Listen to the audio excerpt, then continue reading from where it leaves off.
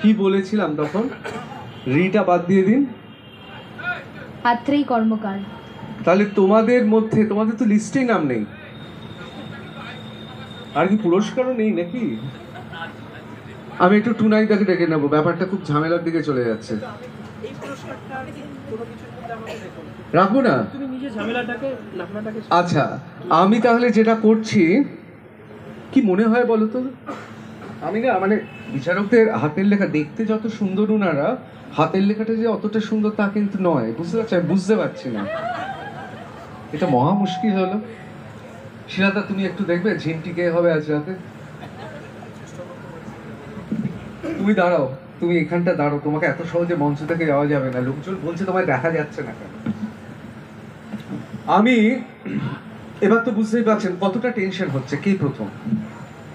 যেই প্রথম হোকটা কেন, যেমন স্যার বললেন এবং বাকিরা বললেন যে সবাই আমরা special, everyone has a special quality within themselves, তো আমরা সবাই এখানে ফার্স্ট, আর আমি খুব খুশি তাতে, ব্যাস আর কিছু চাই না। তুমি কি ওর গানটা শুনেছিলে? দিদি দিদি খুবই ভালো গায়, খুবই সুন্দর গেয়েছিল, সবাই ভীষণ সুন্দর গেয়েছি, এমনকি ও খুব সুন্দর, খুবই সুন্দর, খুবই সুন্দর। বাহ, এই জন্যই আমার মনে হয় লিস্টে কারোর নাম দেয়নি, বুঝলে শিলাদা? যাই হোক, কিছু তো একটা করতে হবে। আপনারা তো জানেন প্রথম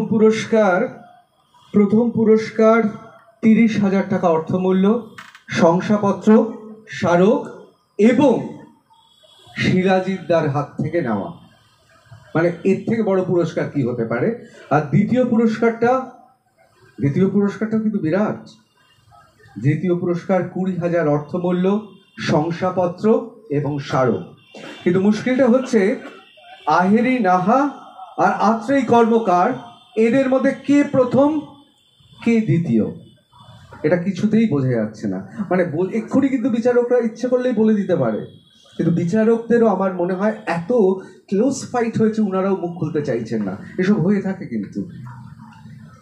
যাই হোক, আমি দেখে নেব সোমা, কবিতা, সুজিতদা, আপনাদের সবাইকে ডেকে নেব। আপনারা আসুন দ্বিতীয় পুরস্কারের জন্য।